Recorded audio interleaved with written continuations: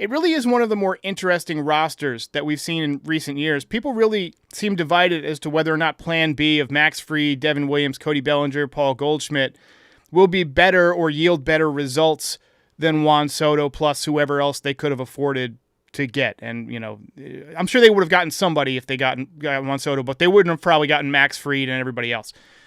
So I'm going to put up on the screen just some reasons that people, I think, can be optimistic and just get your take on them and see what I've missed. So obviously the offense is less concentrated at the top. We've added the veterans of Bellinger and Goldschmidt, so it could lengthen the lineup a little bit if everybody stays healthy. The pitching should be extremely potent. Max Fried added to the rotation, Devin Williams closing out games. And I think you're going to get some internal improvements. Volpe, training wheels are off now. Wells should be better. Heel should be better. And Jason Dominguez, we're going to find out if the hype is real on him. And then better defense. I think we're going to be much stronger up the middle, which, has been a baseball adage forever. You got to be strong up the middle. And with, the defensive improvements that Wells has made since he's been drafted, obviously Volpe is a great shortstop.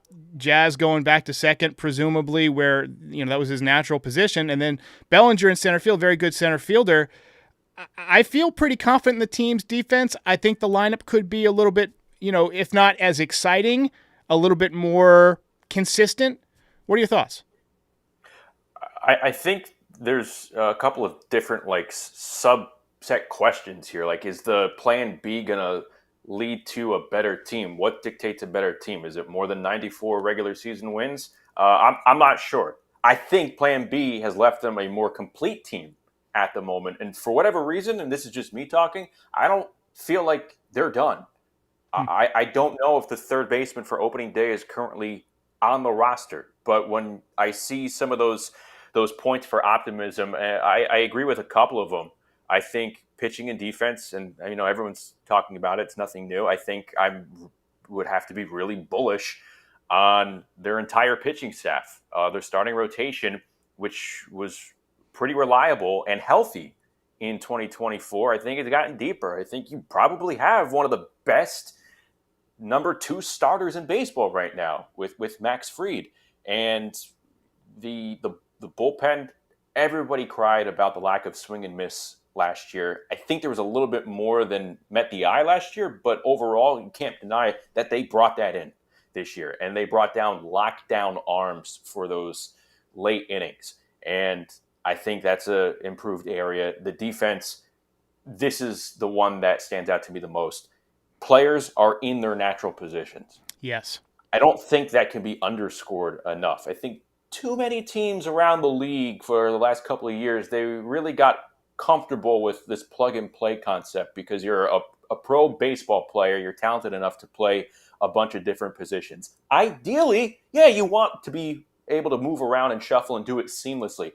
If you're taking a look at the Yankees, look, not everybody is Cody Bellinger. Not everybody is athletic as him. They've returned most of these players to their natural positions. I think that's a huge payoff. I think it's going to lead to better results. I think it's going to help the pitchers even more. So they emphasize pitching and defense in that Plan B after Juan Soto went to the Mets. And I think between those two, I mean, they're going to be able to have the results they want. And I think they're going to get to another level compared to last year with their pitching because of the return to natural spots defensively. Yeah, I'm excited to see better baseball, right? I feel like last year there were a lot of games where we won, but it just wasn't a clean game. There was a lot of sloppiness. There was a lot of sloppy base running, especially. I hope that in spring training they make some real effort to, get better, from a base running standpoint. I do think that this could be a very different style of team, right? I mean, last year it was basically get somebody on for Judge, let him hit a home run, whether it was Soto or whatever.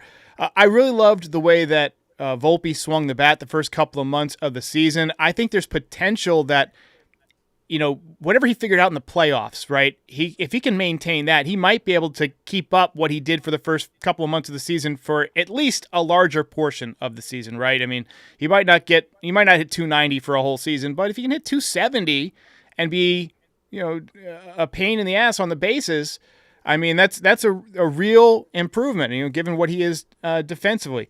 Jazz Chisholm, I think, a full year in Yankee Stadium, you give him those extra few months, I think he hits the extra 6 home runs and goes 30-30 or 30-40. And Jason, we saw what he did in 2023 when they first called him up.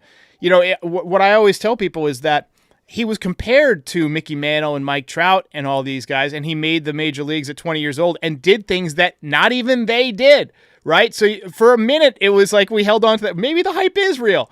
Obviously, last year he had some defensive problems, but your friend Susan Waldman, I heard her talking on, I believe it was WFAN. She said that she's heard that Dominguez has put in a lot of work this winter on his defense and on hitting from the right side.